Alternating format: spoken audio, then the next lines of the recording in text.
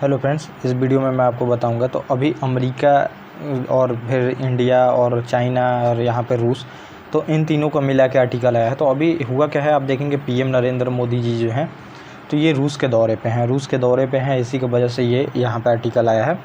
तो ये आर्टिकल है, देखेंगे जब बांग्लादेश से हमारा युद्ध हुआ था तो आप लोगों को ऐसा कहानी में हमेशा से, मतलब कहानी में क्या है, ऐसा हिस्ट्री में लगता है आपको कि जो रूस से हमारी मैत्री संधि हुई थी, इंदिरा गांधी मैडम जी ने किया था, तो वो किया था तो आप देखेंगे तो वो यूएस के वजह से, लेकिन इस आर्टिकल में पूरी तरह से बताया गया है और ये आर्टिकल बिल्कुल सही भी है। तो ये चीन के वजह से हुआ था, जो हमारा मैत्रीपूर्ण संबंध बना था वहाँ पे और एग्रीमेंट हुआ था, 20 सालों का एग्रीमेंट हुआ था कि कोई भी देश पे अटैक होगा तो वो मतलब मदद करेगा। तो रूस वहाँ पे देखेंगे 7वां जंगी बेड़ा भी भेजता है। तो ऐसा लोगों को लगता है कि जो हमारा रिलेशन है तो ये मतलब जो एग्रीमेंट हुआ था तो यूएस के वजह से हुआ था, लेकिन इसमें ये सब चीज़ें पूरी बताई गई हैं। अगर आप पूरी तरह से वीडियो में बने रहते हैं तो आपको सभी चीज़ों का पता चलेगा। तो नरेंद्र मोदी जी जो हैं 8 जुलाई को दोनों देशों के बीच देखेंगे तो ये 2 दिवसीय दौरा है और ये दौरे में अभी पीएम नरेंद्र मोदी जी का तीसरा कार्यकाल है। तीसरा कार्यकाल में आप देखेंगे कि ये पहली बार कोई यात्रा अभी कर रहे हैं और यात्रा सीधे रूस में कर रहे हैं। तो रूस हमारे लिए बहुत इंपॉर्टेंट है। एक तो हमारा सैनिक मॉडर्नाइजेशन जो हम करते जा रहे हैं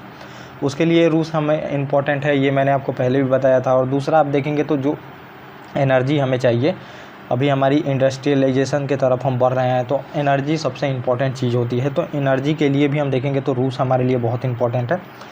तो इसीलिए देखेंगे तो पहला दौरा वहीं पे हुआ है रूस में। तो ये आप देखेंगे तो रूसी राष्ट्रपति की द्विपक्षीय बैठक होगी यहाँ पे, पीएम नरेंद्र मोदी उसके बाद जाएंगे ऑस्ट्रिया जाएंगे, आपको देखने को मिलेगा। तो यूरोपीय कंट्री में जाएंगे, उसके बाद सीधे यूरोपीय कंट्री में। और विदेशी यात्रा ये सब आप जानते हैं साबित होगा, परिस्थिति एक दूसरे के साथ मतलब कि एक दूसरे के करीब ला रही है। हमें करीब क्यों ला रही है, क्योंकि अब यूरोपियन जितने भी कंट्री आप देखेंगे तो उनका अगर आप आर्म्स ख़रीदते भी हैं तो एक तो बहुत महंगा होता है और उनकी टेक्नोलॉजी महंगी होती है और महंगी देते भी हैं वो। लेकिन रूस का आप देखेंगे तो आर्म्स बहुत कम होता है, मतलब कि सस्ता होता है, जो कि हमारे लिए इम्पोर्टेंट है, क्योंकि अभी हमारे पास उतना पैसा नहीं है कि उतने मतलब कि महंगे हथियार हम खरीद सकें। और अब ज़्यादातर हम मतलब कि जोर दे रहे हैं हमारे यहाँ पे ही सारे हथियार बन जाए, तो इसलिए भी ये इम्पोर्टेंट है दौरा।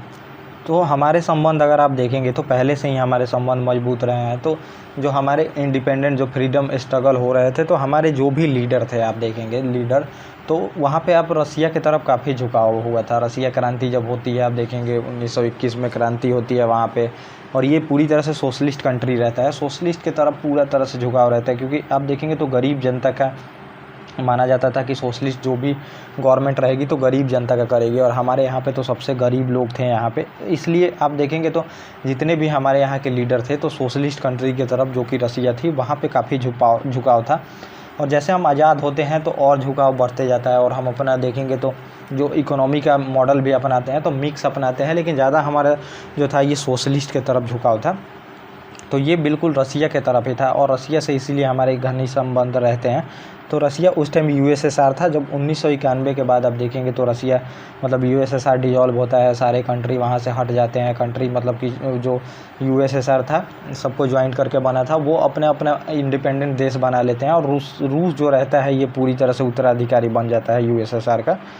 तो उसी टाइम से हमारे रिलेशन काफ़ी अच्छे रहते हैं। लेकिन हम जो रहता है ये इंडिपेंडेंट फॉरेन पॉलिसी अपनाते हैं। नेटो का जो देखेंगे तो अब नेटो का हम नहीं बनते हैं हिस्सा, ना रूस का हिस्सा बनते हैं हम लोग। तो ये आप देखेंगे उस टाइम से चलते आ रही थी, लेकिन फिर भी हमारा जो झुकाव था रूस के तरफ ज़्यादा था, आपको देखने को मिलेगा। और अभी तक कोई भी हम नहीं चाहते थे कि एग्रीमेंट में ऐसा फंसे जिससे कि, और जो देखेंगे उस टाइम कोल्ड वार चल रहा था, कोल्ड वार और बढ़े, ये हम कभी नहीं चाहते थे।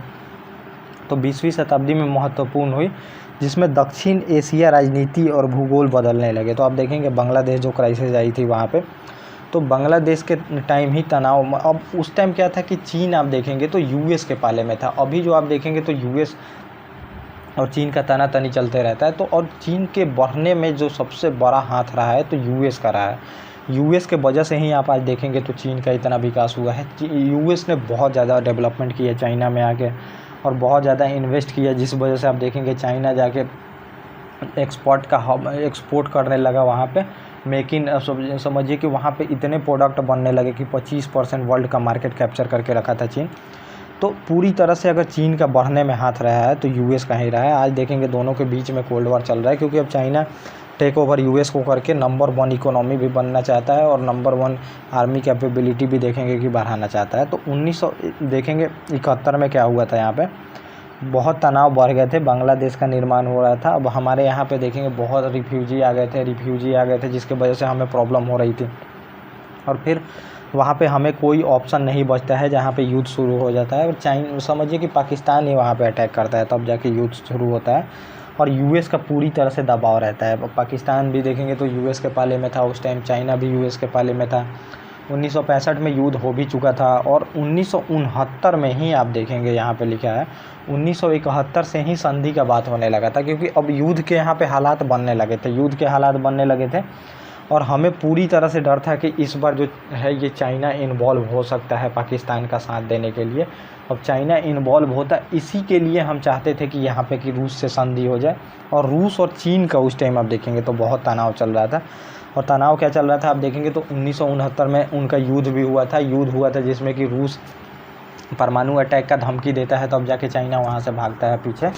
तो ये आप देखेंगे तो उस टाइम से ही प्रॉब्लम बढ़ गए थे, इसीलिए चाहता था, रूस के लिए भी फ़ायदा था इंडिया से संधि हो जाए और इंडिया को तो मतलब चाहिए ही संधि वहाँ पे।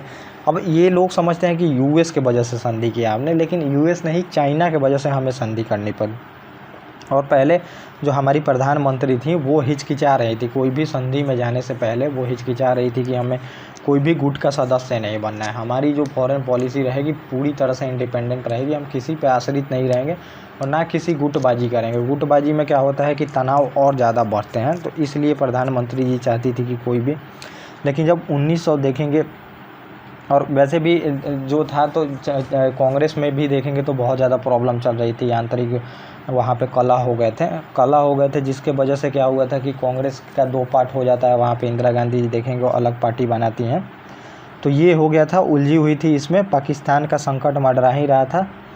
तब जाके आप देखेंगे जब चाइना वहाँ पे लगता है कि चाइना आ सकता है, फिर यूएस भी दबाव बनाता है, यूएस 7वां बेड़ा बोलता है हम भेजेंगे, लेकिन ये बात की बात है, उस टाइम से पहले संधि हो जाती है, यूएस बाद में बोलता है 7वां बेड़ा भेजेंगे। और 7वां बेड़ा जो जंगी बेड़ा उसका रहता है, तो वो क्यों भेजने को कहता है, तो उसका एक ही कारण रहता है, वो ऐसा मतलब बताता है कि हमारे जो लोग फंसे हुए हैं बांग्लादेश में उसको निकालने के लिए। लेकिन ऐसा कुछ नहीं था, एक दिन पहले ही सारे अमेरिकी लोगों को निकाल लिया गया था।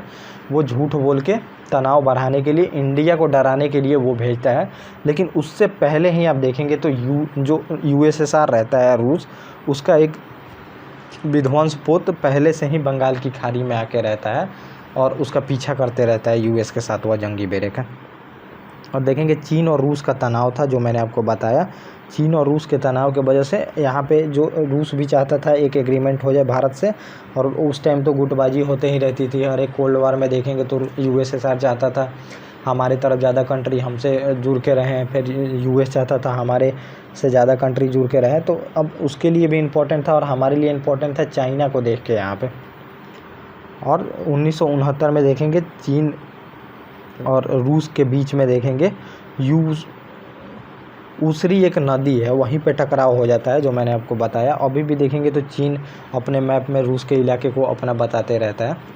और फिर जब अमेरिका अपना 7वां जंगी बेड़ा भेजता है, मैंने जो बताया आपको यही कहानी है पाकिस्तान संकट के टाइम में, तो इंडिया पे दबाव के लिए भेजता है। और यहाँ पे अब यूएस डायरेक्ट तो बोल नहीं सकता था, वो बोलता है जो भी बांग्लादेश में हमारे नागरिक फंसे हैं उनको निकालने के लिए ये गया है। लेकिन नागरिक को जो मैंने आपको बताया ये पहले ही निकाल लिया गया था। और उसके एवज में रूस जो रहता है वो अपना जंगी बेड़ा भेजता है, यूएस के जंगी बेड़े को पीछे करते रहता है, जबकि यूएस चला नहीं जाता है।